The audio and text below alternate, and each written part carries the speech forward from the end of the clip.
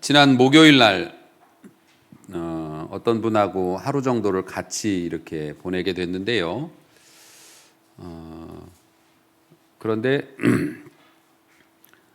그분이 잠깐 나갔다가 제가 있는 곳으로 이렇게 돌아오는 순간에 목탁 소리가 이렇게 들리는 겁니다.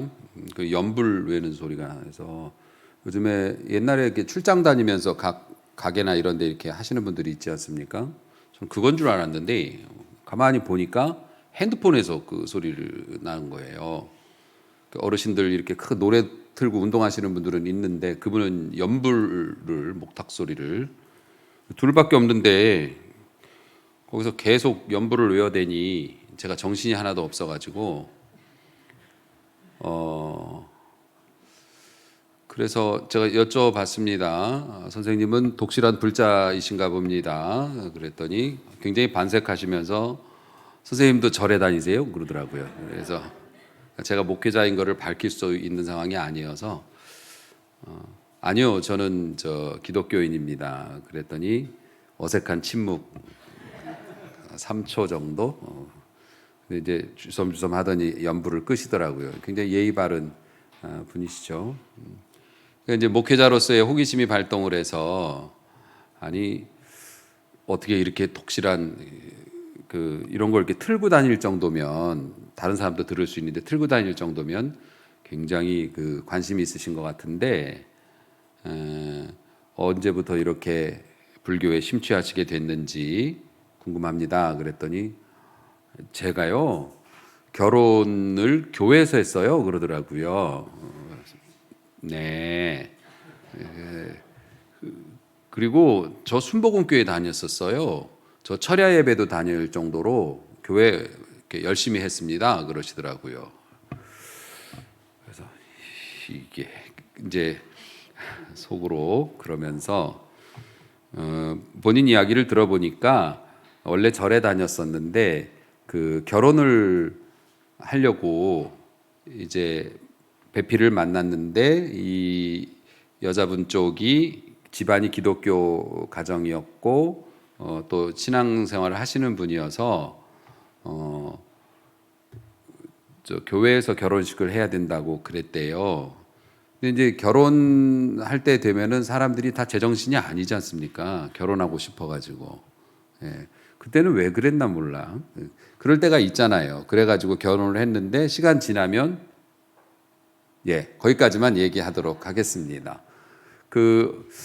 지지난주인가요? 우리 이정희 권사님 오랜만에 교회 방문해 주셨고 할아버지도 같이 오셨는데 김창성 집사님도 오셨는데 90이 넘으셨는데 어떻게 하다 보니 카페에서 둘만 남아가지고서 한 20분, 25분 정도를 말씀을 나누게 됐는데 나눴다기보단 들었죠.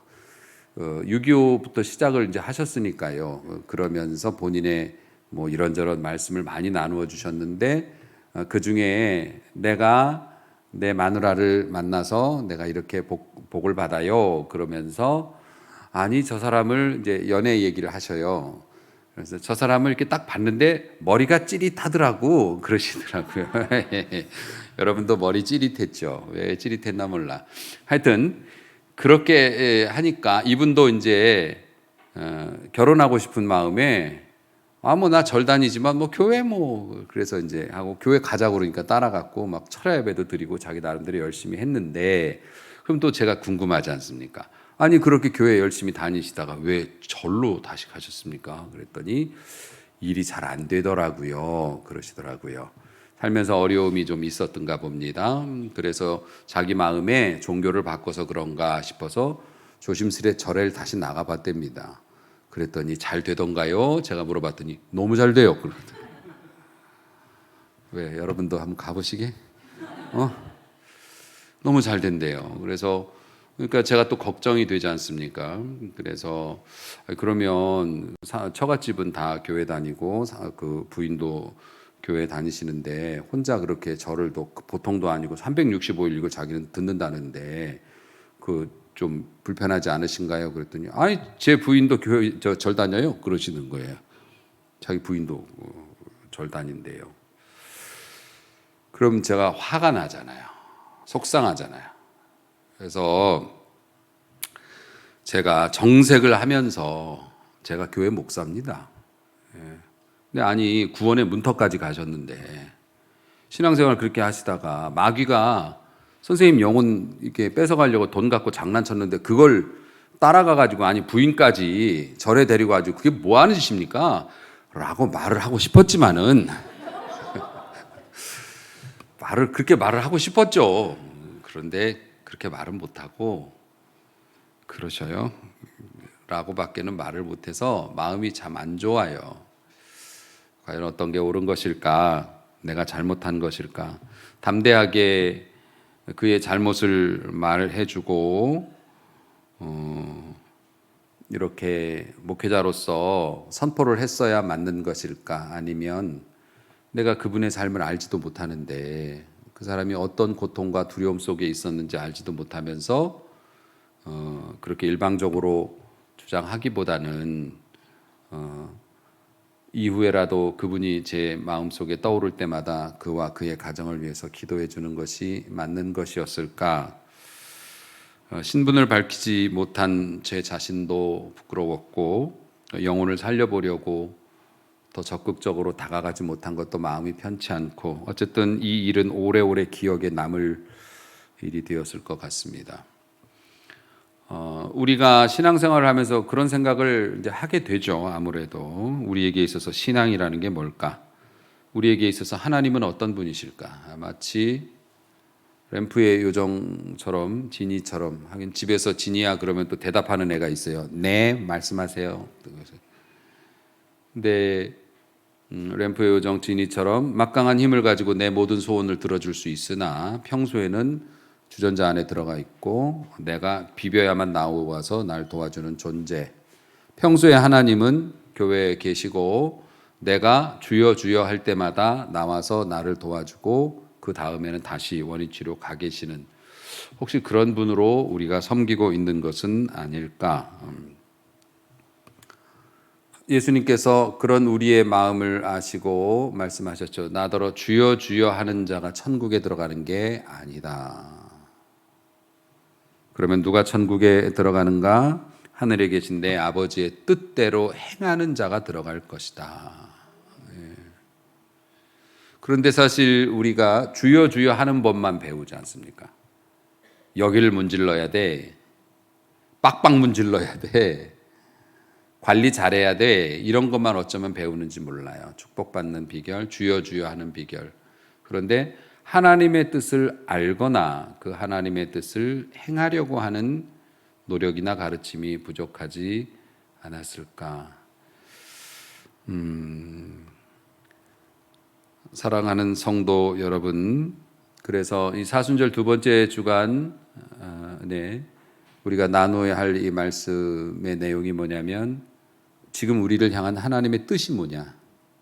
하나님의 뜻을 알고 그 뜻을 행해야 하나님의 나라에 들어가는 사람이 될 수 있다고 하니까 주여 주여만으로 되는 게 아니고 그러면 지금 이 순간 하나님께서 제일 우리에게 원하시고 뜻하시는 바가 뭐냐 이것에 대해서 오늘 말씀 감동을 따라서 준비한 겁니다. 오늘 말씀은 비유로 시작을 합니다. 비유로. 그러니까 이 비유를 왜 하시게 됐냐면 베드로가 예수님한테 나와서 괜히 그런 얘기를 한 거죠. 근데 고맙죠. 우리 입장에서는 베드로가 그런 말을 했기 때문에 예수님이 이걸 가르쳐 주신 거니까. 어떤 사람이 나한테 잘못을 자꾸 하는데 용서를 해줘야 되는 건 맞고 그건 당연한 일인데 몇 번이나 용서해 주면 될까요? 7번 정도 하면 되겠죠. 7번이면 엄청나죠. 야구도 3번 잘못하면 아웃시키는데 안 그렇습니까? 사실 3번까지 용서해 주는 것도 사실 우리에게 있어서는 단칼에 나는 냉정한 사람이야. 한 번 아니면 아닌 거야. 끝까지. 그건 자랑이 아니에요. 근데 7번이면은 베드로로서는 진짜 초인적인 어떤 자기도 할 수 없는 그 한계를 제시했는데 예수님은 7번이 아니라 70번씩 7번 용서해 주라고 말씀하셔요. 70번씩 7번이면 몇 번입니까? 네, 490번. 네. 그러면 490번까지 참고 491번째 박살 나는겨. 그런 뜻입니까? 아니죠. 그러니까 끝없이 용서해 줘야 된다. 그러면 이해가 될까요? 베드로가? 아니, 용서가 좋은 건 알겠는데 나의 한계도 있잖아요. 나의 입장도 있고 억울한데 화나는데. 그래서 3번이 아니라, 남들은 한 번도 용서 안 해주는 거 3번이 아니라 7번 내가 제시했으면 되는데 뭐 490번이라고 말하면 못 받아들이니까 예수님께서 내가 왜 너희에게 그런 식으로 용서를 하라고 하는지 예를 들어 설명해 줄게 하시면서 말씀하신 게 오늘의 비유입니다. 한 종과 임금에 관한 이야기입니다. 이 종은 우리가 알고 있는 노예가 아니라 고급 관료예요. 왜냐하면은 비서도 다 같은 비서가 아니지 않습니까? 청와대 비서는 우리가 알고 있는 회사 비서분들하고는 좀 다르죠. 그러니까 종인데 임금님의 직계 종이기 때문에 이게 높은 고위 관료입니다. 그런데 그 관료가 뭔가를 잘못했던 모양입니다. 그래서 임금님에게 배상을 해줘야 될 빚이 자그만치 1만 달란트입니다. 10,000달란트가 10,000원이 아니고 여러분 이제 산수 계산을 좀 해보자면 1달란트라고 하는 것이 6,000데나리온인데요. 1달란트가 6,000데나리온이면은 1데나리온이 노동자 하루 인건비입니다. 그러면은 6,000일 동안 일하면 1달란트예요. 그러니까 여러분 어린이들 달란트 시장할 때 뭐 1달란트, 2달란트 우습게 여기지 마세요. 나는 저 사람은 10달란트 받았는데 나는 뭐 2달란트만 받아가지고 뭐 이 욕먹은 이유가 거기에 있어요. 지금 2달란트가 얼마나 큰 돈인 줄 아십니까? 그러니까 1달란트가 6,000일 정도의 품삯이면 어림잡아 20년 일해야 되는 겁니다. 근데 이렇게 해가지고 이제 설교를 쭉 하고 은혜를 많이 받았어요. 그런데 어떤 분이 이제 그랬다는 게 아니라 상상하는 겁니다. 어떤 분이 저한테 제가 일주일 동안 목사님 설교 말씀 듣고 진짜 고민하고 고민했는데요. 1달란트가 6,000데나리온이고 그게 하루 품삯이 1데나리온이면 20년이면 아니죠. 365일인데. 안 그래요? 목사님은 300일로 계산해서 20년이라고 그러신 거잖아요. 365일이니까 그건 아니죠. 그러니까 말씀은 다 까먹고 목사님이 300일로 계산한 건 잘못된 거 아니야? 이거가 계속 머리에 사로잡혀 있는 거예요. 그런 쪽의 은혜를 받지 마시기를 바랍니다. 이자도 생각을 하세요. 그렇잖아요. 요즘 이자가 얼마나 비싼데 그냥 이자까지 했다고 생각을 하시고, 그러니까 어림잡아 20년으로 이제 잡으면 그러면 1달란트가 20년짜리, 그러니까 연봉 20년이라고요. 그럼 10,000달란트면 얼마예요? 저 어려운 얘기 했나요? 20만 년이에요. 20만 년. 우리 100년도 못 사는데 20만 년을 일해서 하나도 안 쓰고 다 갚아야 갚을 수 있는 돈입니다. 이거 갚을 수 있나요? 당연히 못 갚죠. 갚을 능력이 없는 불가능한 일입니다. 그러면 어떡합니까? 이 사람이 지금 그런 손실을 임금한테 끼쳤는데 네가 돈으로 갚어. 그런데 갚을 능력이 안 되니까 임금님이 그러면 너하고 네 자식하고 네 부인하고 다 노예로 팔겠어. 노예는 우리가 알고 있는 진짜 노예로 팔겠어. 노예도 제법 돈을 받으니까. 근데 그 뭐 자식이 몇 명인지는 몰라도 자식이 뭐 20만 명은 아닐 거 아니에요. 팔아봐야 사실 말도 안 되는 금액이지만 이건 형벌이죠, 형벌. 그러니까 너의 인생이 청와대 비서 정도 할 정도의 고급 관료였다가 완전히 그 바닥에 있는 노예로 추락하는 거니까 네 인생은 이제 끝난 거야. 죽이지 않은 걸 다행으로 알아. 무기징역이나 마찬가지지요, 사실은. 그런 이제 벌을 내립니다. 사실 죽이지 않은 것만도 다행이죠. 20만 년에 해당하는 돈이면 도대체 얼마입니까? 그걸 손실을 끼쳤는데. 근데 이 사람이 엎드려서 임금님한테 이런 이야기를 합니다. 26절을 보면은 내게 참으소서 다 갚으리이다 이렇게 얘기를 합니다. 만약에 제가 임금이라면 너하고 니네 식구들 전부 다 노예로 팔아버릴 테니까 그렇게 알고 이 녀석아 그랬는데 조금만 기다려 주시면 다 갚겠습니다. 그러면 저 같으면은 넌 사형. 전 그럴 것 같아. 어디서 다시 또 거짓말을 하고 있어. 네가 잘못해서 이 일이 벌어졌는데 어디서 거짓말을 해. 네가 무슨 재주로 갚아. 당연히 그렇게 얘기할 수 있겠죠. 사실 받아들여질 수 없는 얘기고 말도 안 되는 소리죠. 시간을 더 주시면 갚겠다니 그 돈을. 설령 이 기간 연장을 해준다고 해도 뭐 100년의 시간을 줄 테니까 한번 갚아봐. 그래도 못 갚는 겁니다. 그러니까 이거는 절망 그 자체죠. 이 정도 돼야 절망인 겁니다. 함부로 절망이라고 말하면 안 돼요. 우리 인생에서 해볼 수 있는 일이 많고 내가 하기 싫어서 절망이라고 말하는 거지 해볼 수 있는 일, 해야 하는 일들 많이 있고 특별히 우리는 하나님 계시잖아요. 하나님의 은혜 아래 사는 우리에게 절망이 어디 있어? 절망이 어디 있어요? 하나님께서 보응해 주시고 갚아 주시고 보호해 주시는데 그러니까 기독교인에게 절망은 없는 겁니다. 자, 이때 이제 반전이 일어납니다. 임금님이 마음이 변했습니다. 그래서 왜냐하면은 너 이제 노예로 팔겠어. 여기까지는 이제 진행이 됐는데 이 사람이 갑자기 시간 주시면 갚겠습니다. 이제 이렇게 말한 게 두 종류의 반응이 나올 수 있죠. 하나는 괘씸한 놈 같으니 그렇게 해서 손실을 끼치고도 또 뻥을 치고 있어. 아주 나쁜 놈이구만. 이렇게 생각할 수도 있고 또 하나는 말도 안 되는 소리까지 저렇게 짓거려대는 걸 보니 지 자식, 지 마누라 그렇게 살리고 싶은 모양이네. 아버지로서 이런 생각 들 수도 있지 않습니까? 그러니까 딱한 마음이 들었어요. 갚을 수도 없는데 저렇게 뻥치는 거 봐라. 그래도 지 식구들은 구해보겠다고 저렇게 나한테 애원을 한다. 이런 좋은 쪽으로 마음이 이제 동한 겁니다. 선한 임금님이셨기 때문에. 그래서 임금님이 너 팔아봐야 얼마나 되겠냐. 어차피 손실은 난 거고 그래. 내가 너에게 사면해 줄 테니까. 사면이라는 게 말씀드렸죠.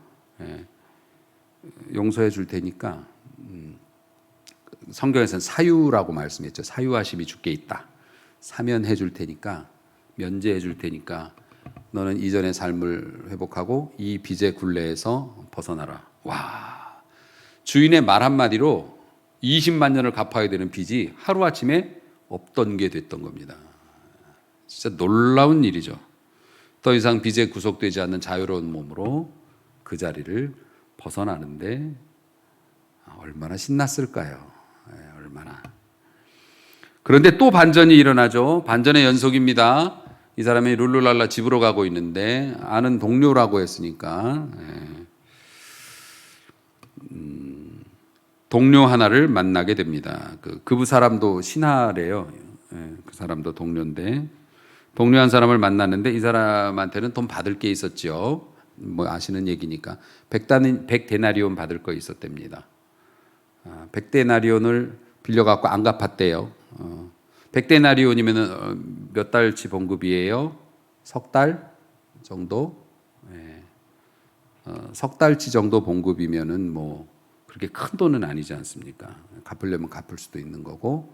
그런데 그 사람을 딱 만났어요. 그래서 이 사람을 붙잡고 잡았다 이놈. 그동안 전화도 안 받고 문자를 보내도 무시하고 그러더니 너 잘 만났다. 멱살을 딱 잡았어요. 내 돈 갚아라 이런 겁니다. 그런 자기가 지금 20만 년의 빚을 탕감받고 나오는 길이었다는 게 문제였던 거죠. 그리고 그 은혜를 까맣게 잊어버리고 석 달치 못 받은 거 멱살 잡고 흔들고 있습니다. 근데 사실 우리가 시험에 빠지거나 죄를 지려고 할 때 하나님께서는 항상 피할 길을 주시죠. 아멘. 그 피할 길이 뭐였냐면 이 동료가 이제 빚을 못 갚아가지고 멱살 잡힌 동료가 이 사람한테 이야기를 합니다. 내게 참아 주소서 갚으리이다. 요것은 많이 듣던 얘기 아닙니까? 본인이 조금 전에 임금님한테 말도 안 되는 소리를 했던 겁니다. 내게 참아주셔서 갚으리이다. 시간만 주시면 갚겠습니다. 근데 그 동료가 똑같은 얘기를 하면 알아들었어야지. 나도 그 진짜 죽기 살기 절박한 마음으로 말도 안 되는 얘기지만 임금님한테 그런 얘기를 했었는데 조금 전에 이놈이 나한테 그렇게 얘기하네. 근데 이 사람은 마음을 나쁘게 쓴 거죠. 불쌍하게 본 게 아니라 어디서 또 거짓말을 하고 있어. 그래서 이 사람을 끌어다가 경찰에 넘겨서 감옥에 가두었습니다. 그런데 또 반전이 있어요. 그 옆에 다른 동료가 그걸 보고 있다가 임금님한테 그렇게 사면 받은 것도 봤고 요걸 같이 본 동료가 인터넷에 올렸네. 임금님 귀에 들어갔네. 제가 지금 10,000달란트 해갖고 궁중이 발칵 뒤집어졌는데 제가 나가다가 몇백만 원 자기가 빌려주고 못 받은 사람 만나서 패대기 쳐가지고서 감옥에다 집어넣었답니다. 임금님이 너 다시 들어와 이렇게 얘기했습니다. 그래서 32절 이하에 보면 임금님이 이런 얘기를 합니다. 악한 종아, 그냥 나쁜 놈아라고 보시면 됩니다. 야, 이 나쁜 놈아, 네가 싹싹 빌길래 네가 빌기에 너의 빚을 전부 면제, 탕감해 주었는데 내가 너를 불쌍히 여겨서 그렇게 해줬으면 너도 다른 사람을 불쌍히 여겨야 맞는 거 아니냐? 그게 마땅한 거 아니냐? 그러면서 그 빚을 다 갚을 때까지 얘 감옥에서 꺼내주지 마. 그 얘기는 뭐예요? 무기징역이죠. 언제 빚을 다 갚아요? 빚을 다 갚을 때까지 꺼내주지 마. 그러면서 감옥으로 집어넣었다. 그런 일이 있었다. 물론 이제 비유이지만 이 비유를 통해서 베드로에게 또 베드로와 같이 이야기를 듣고 있는 제자들에게 그리고 오늘 말씀을 통해서 이 자리에서 듣고 계신 여러분들에게 우리 예수님은 무엇을 말씀하고 싶으셨던 걸까? 그것은 바로 은혜 받은 자가 세상을 살아가는 방식에 대해서 말씀하고 계신 겁니다.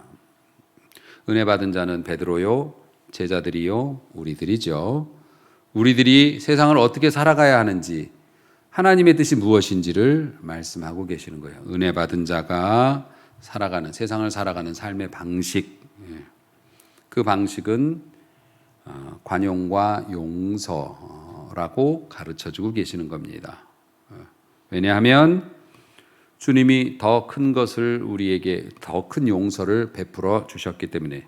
사실 10,000달란트는 그 인간의 그 죄의 크기예요. 10,000달란트. 내가 뭘 이렇게 그렇게 큰 죄를 졌냐고 그러실 수 있지만은 그러니까 이런 겁니다. 앞서 제가 예화 드렸던 그 목요일에 연불 그분은 난폭하거나 그런 분이 아니에요. 참 선하시더라고요. 저하고 동갑이더라고요. 저하고 동갑이고 착한 아빠고 세상 열심히 살려고 하는 평범한 시민입니다. 그런데 이제 그분이 절에서 교회로, 교회에서 절로 이렇게 막 이렇게 왔다 갔다 하는 이유가 뭐예요? 잘 살아보려고, 잘 먹고 잘 살려고. 나쁜 거 아니지 않습니까? 그러니까 그런 분의 생각은 뭐냐면 자신이 인생의 주인입니다. 자신이 인생을 개척하는 사람이고 내가 내 능력으로 잘 살아봐야 돼. 그런데 그러기 위해서 내 힘으로 안 되는 것을 도와줄 수 있는 미지의 존재가 신이 필요한데 예수님이든 부처님이든 마음에시든 간에 어쨌든 간에 내가 해봐갖고 반응이 오는 쪽, 입질이 오는 쪽으로 내가 가는 거예요. 마치 낚시질을 가서 낚싯대를 여러 개 던져놓고 찌가 움직이는 놈을 채는 것처럼 그런 식으로. 그러니까 결국 그것이 아무리 뭐 겸손으로 무장하고 평범한 소시민이라고 하지만 영적으로 보면 하나님을 자기 밑으로 두는 거지 않습니까? 그런데 여러분 이제 나중에 천국 다 가실 텐데 가셔서 보시면 그게 얼마나 큰 죄라고 하는 건지를 이제 아시게 되겠지만 하나님의 영광을 가리우고 무시한 죄가 되는 것이죠.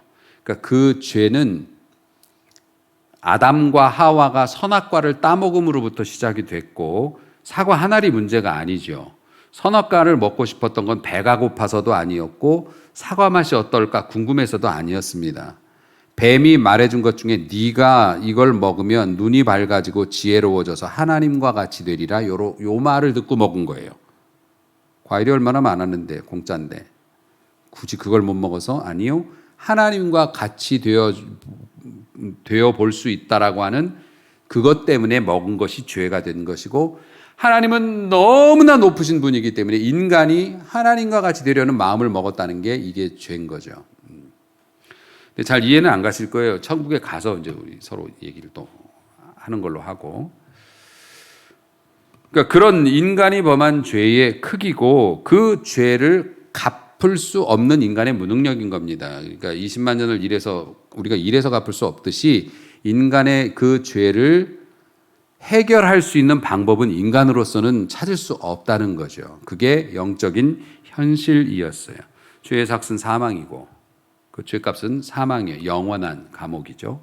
그리고 그 사망은 영원한 지옥 형벌이니까 다른 선택은 없다. 세상에서 우리가 부유해질 수도 있죠. 유명해질 수도 있고 다 모든 게 잘 돼서 다른 사람의 부러움의 대상이 될 수도 있습니다. 하지만 저나 여러분이나 세상에 어떤 삶을 사는 모든 사람들 다 해도 예수 그리스도의 보혈이라는 그 방법 아니고는 이 10,000달란트의 빚을 갚을 수 있는 방법은 없다. 아멘. 이것이 진리입니다.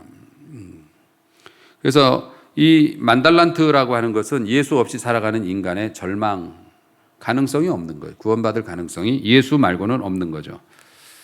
사랑하는 성도 여러분, 그런데 우리가 이해해야 될 것이 있습니다. 임금님이 10,000달란트 갚지 마. 이렇게 얘기를 하면은 그 10,000달란트는 그럼 이 사람이 안 갚으면 어디로 간 겁니까? 그냥 머릿속에 있는 개념만의 문제입니까? 아닙니다. 그 10,000달란트는 임금이 책임을 떠안은 겁니다. 이 사람 책임에서 임금이 책임을 떠안았고 임금이 해결해야 될 문제였다는 겁니다. 결국 하나님께서 인간의 죄로 인해서 심판을 받고 고통을 당해야 되는데 고통당하지 마. 내가 너를 용서해 줄게 라고 말하면 그 사람이 지은 그 죄, 10,000달란트 무게의 죄는 어디로 가는 겁니까? 하나님은 공의로우시기 때문에 없었던 걸로 이렇게 해서는 세상과 우주가 유지가 되는 게 아닙니다. 그만한 대가를 치러야 하죠. 자신이 스스로 인간이 되어 세상으로 오셔서 인간의 모습으로 죄악된 인간의 모습으로 그러나 죄는 짓지 아니하시고 억울한 누명을 쓰시고 무지막지한 고난을 당하시고 죽으셨다가 다시 살아나심으로 그 10,000달란트를 스스로 감당해 내셨어요. 할렐루야. 그래서 부활이라는 게 소중한 거고 사순절이나 고난주간이 귀한 것이죠. 10,000달란트의 빚을 대신 갚아주신 거지 그냥 없었던 걸로 한 게 아닙니다. 그래서 그게 이제 은혜죠. 우리한테는. 우리 주인이 나에게 내가 갚을 수 없는 10,000달란트의 빚을 탕감해 주셔서 대신 갚아주시면서 그러니까 이거를 깨닫는 사람이 은혜를 많이 아는 사람인 거죠. 하나님의 은혜를 받았다는 거. 그러니까 여러분 설교 시간에 뭐 여러분이 마음이 감동이 있거나 아니면 목사님이 정말 재미있는 막 개그 막 이런 거 막 하고 여러분 빵 터지게 하면 막 은혜 받았다 그러는데 은혜 그렇게 함부로 말하는 게 아닙니다. 은혜는 하나님께서 내게 행하신 그 일이 은혜고 여러분 축복받는 비결 어디 유명한 목사님을 찾아가고 뭘 하고 공부를 하고 아니면은 여러분만의 경건의 루틴을 만들어서 막 파고들고 저는 왜 그렇게 어렵게 신앙생활 하는지 모르겠어요. 구원은 세상 사람들이 볼 때 미련하다고 말할 만큼 단순했습니다. 여러분이 진짜 복을 받고 싶으시면은 은혜를 깨닫는 사람이 되게 해달라고 기도하셔야 돼요. 하나님께서 내게 베풀어 주신 은혜의 크기와 부피와 무게를 내가 이해하는 만큼 나는 겸손해지고 나는 하나님께서 내게 만들어 주신 그 길을 잘 찾아가는 눈이 밝은 사람이 될 줄로 믿습니다. 그렇게 되면 하나님은 여러분을 사랑하시기 때문에 여러분의 먹고 쓰고 필요한 것들 넘치도록 다 예비해 놓으셨어요. 우리가 딴 길로 가서 그렇지 하나님이 우리에게 예비해 놓으신 길로만 가면 부족함 없이 살아갈 수 있어요. 모든 사람이 재벌이 될 수는 없습니다. 모든 사람이 슈퍼카를 탈 수는 없지요. 하지만 행복할 수는 있습니다. 네. 내가 이거는 실제 체험이니까 그냥 여러분에게 솔직히 말씀을 드릴게요. 내가 어떤 실수를 했습니다. 그래서 변상을 해야 되는 상황이 생겼습니다. 변상을 해야 되는 상황이 생겼는데 생각을 이렇게 할 수도 있어요.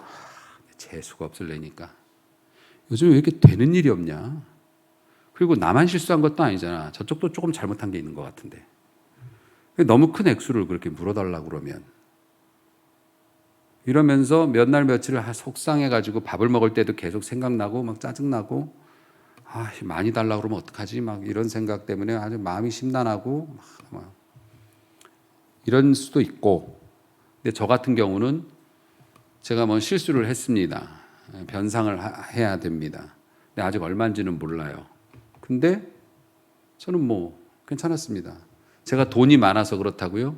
제가 돈이 많지 않은 사람이라는 걸 여러분 알만한 사람은 다 아실 거고, 제가 돈이 많아서가 아니라 뭐 이런 거 가지고 고민하는 것보다는 나같이 귀한 사람이 뭐 이런 거 가지고 고민하고 있어? 뭐 원하는 대로 주면 되지. 뭐 100만 원을 달라겠어, 1000만 원을 달라겠어. 뭐 이제 이렇게 생각을 하고, 뭐 적지 않은 저에게는 금액이었지만 달라고 해서 보내주고, 즉각 보내주고, 그리고 땡 하고 잊어버렸습니다. 이게 어떻게 가능할까요? 하나님의 은혜 아래에 있을 땐 가능합니다. 예.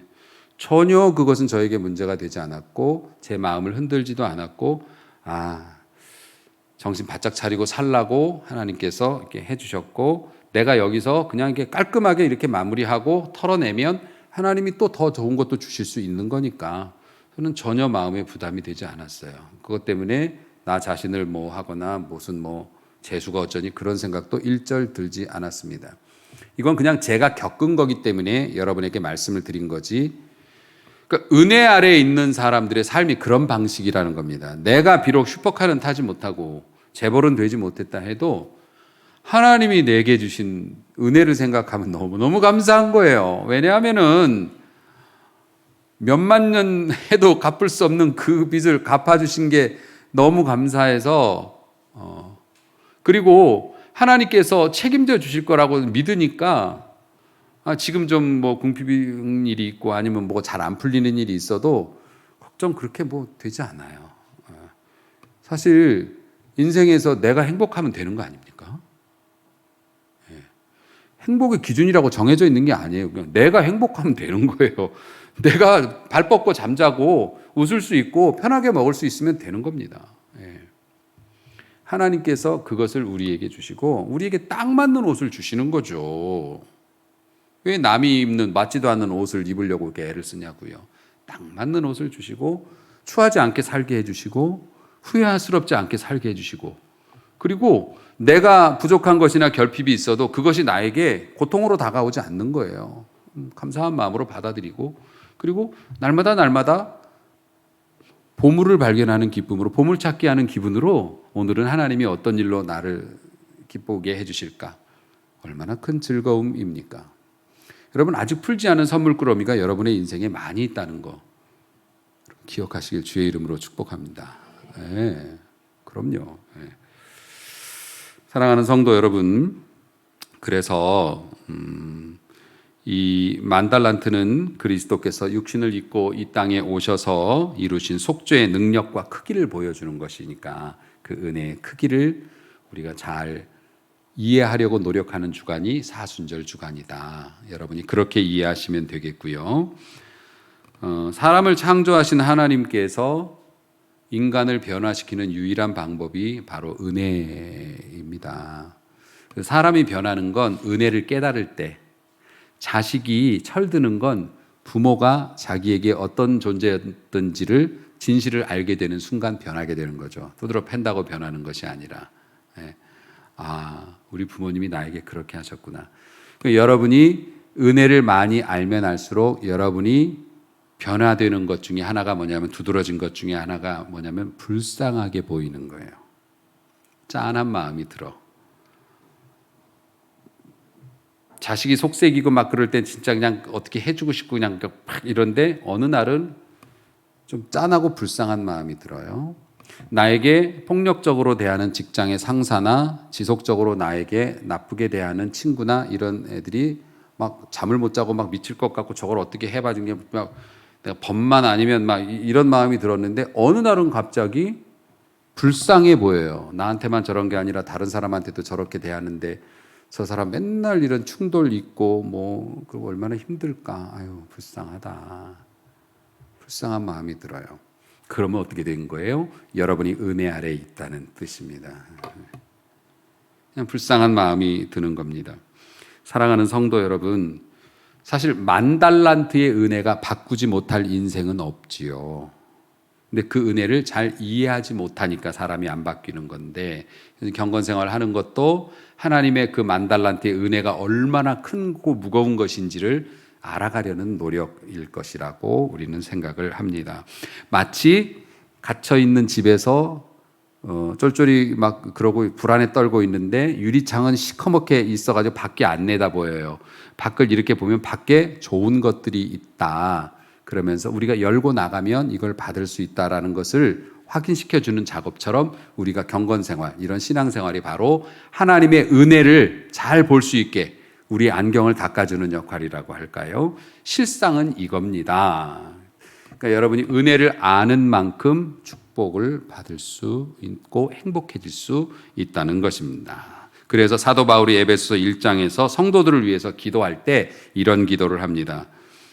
우리 주 예수 그리스도의 하나님 영광의 아버지께서 뭘 주시길 원하냐면은 축복받아라 이게 아니고 지혜와 계시의 영을 주사. 지혜가 뭐예요? 문제 잘 푸는 게 지혜가 아니라 하나님이 내게 행하신 일들을 아는 게 지혜입니다. 하나님이 어떤 분이신지, 어떤 사랑으로 나의 10,000달란트를 탕감해 주셨는지를 아는 게 지혜. 계시라는 것도 그겁니다.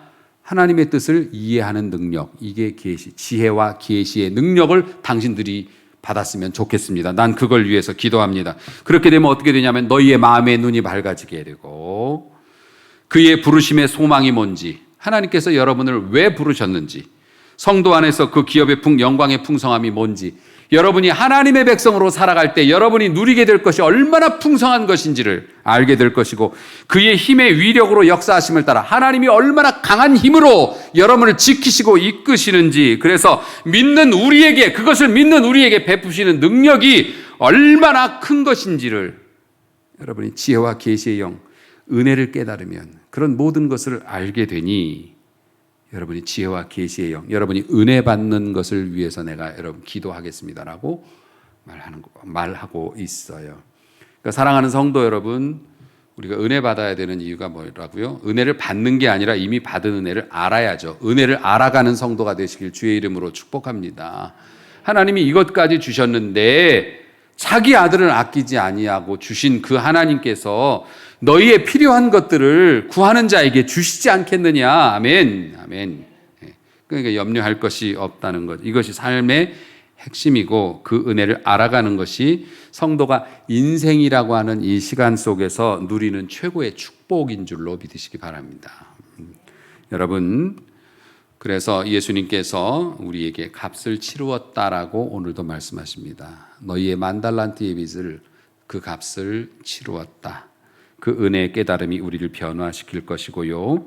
그래서 변화된 우리가 형제에 대해서, 자매에 대해서 너그러이 대하고 친절을 베풀고 불쌍히 여기고 서로 용서하는 것이 하나님이 그리스도 안에서 우리를 용서하신 것처럼 그렇게 용서할 수 있어서 490번이 아니라 49,000번이라도 용서할 수 있는 능력의 사람이 되어진다는 것입니다. 한 주간 여러분 묵상하실 때 10,000달란트 그러고 다니세요.